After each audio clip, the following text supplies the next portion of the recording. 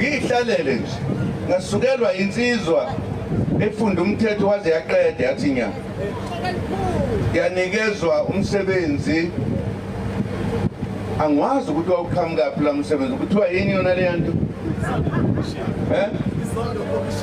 nango ke nje uthi izondo commission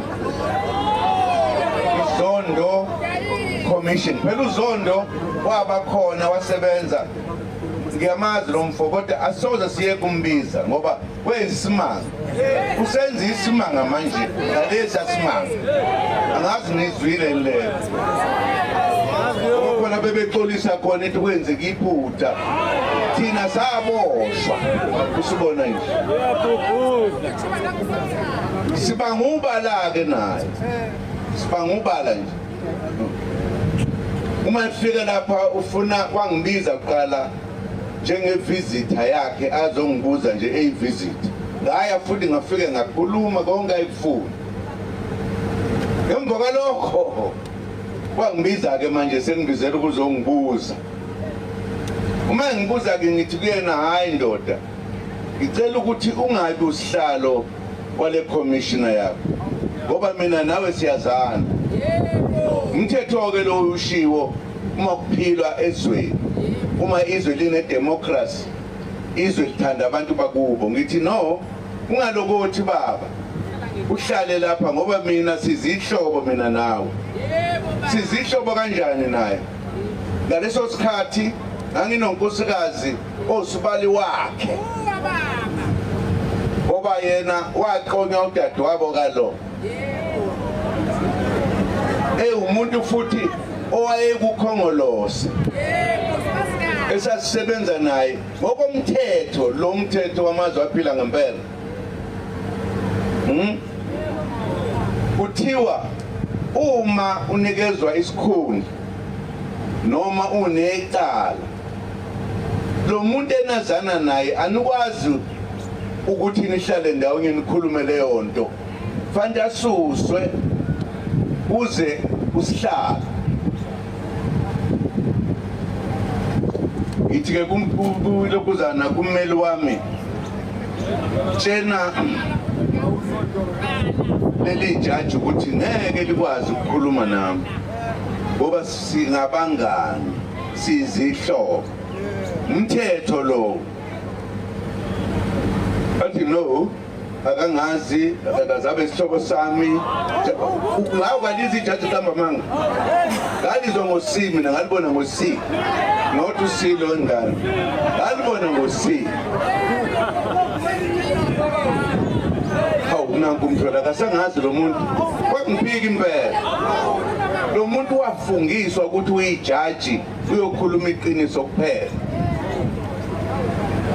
manje uxakekile ke ngoba ngenkathi kwenziwa nithini lento i-commission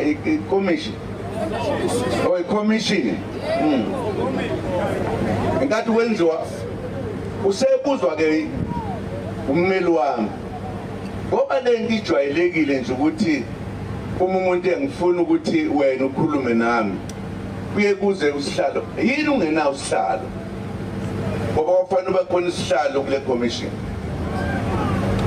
useshone lo muntu ongiphethe isigqoko sami ngithathi lokubuza manje isigqoko sami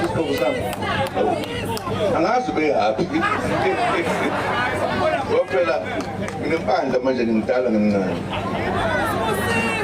uthi-ke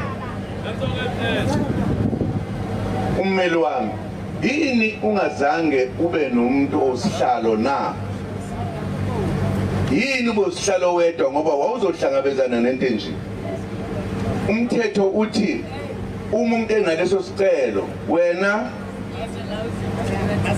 thatha lo oyiphini lakho azohlala la ube seceleni ukuze umcimbi uhambe kahle uyamazi ukuthi baphendula wathini ephendule imneli wathi no angifunanga ukuthi ngibe nosihlalo ngoba usihlalo uzongihlupa uma sekufika egcineni sengithatha inqumo usho ufuna ukuthatha inqumo zobugebengu ngamanye amazwi ijaji ke lelo ijaji njalo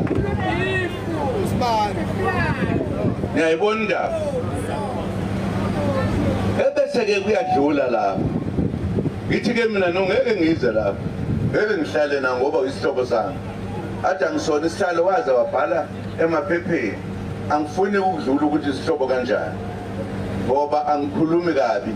Ngichaza nje into eyangehlela umuntu ngimazi. Hayi ukuthi ngimazi nje. Umngani wami. Noma ungambuza nangeliphila ngiyokutshela bese azwani phela. Nokuthi aze ayebe ujaji le.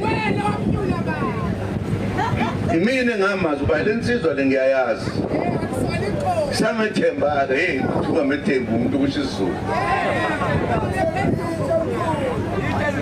Uma sekudlula lokho ke manje. Angisayi ngithe kuyena ngizi mina lapha. Phela ngimina ngimlolo enkululeko. Ngeke nje ungiphose ngapha nalapha. Akekho umuntu ozongishaya. Ngathi angizi kuwena. Ukuthi awumkhethanga umuntu okwakho lo. Wenze njani? Esikhundleni sokuba adlulise lolu daba la kufanele ukuthi adlulise khona. Wathumela emajajini la ukugcina. Usabuya manje. Awuzubaleka mase ngishiswa ilanga. Uzolibamba ke manje. Uma subaleka ngumemeza. Ngifuna ukunitshela ukuthi kwaleyo nto ukuthi ummeli noma umuntu onikezwe umsebenzi ukuthi awenze angawenza wephule imithetho eyijaji sithule thina sonke la ezweni sibukele nje ibonisa ukuthi kunenkinga nakuthina asikwazi ukuvikela nokuthi sithi inkululeko yothi sifuna iphumelele yonke siyiphethe siyehluleka.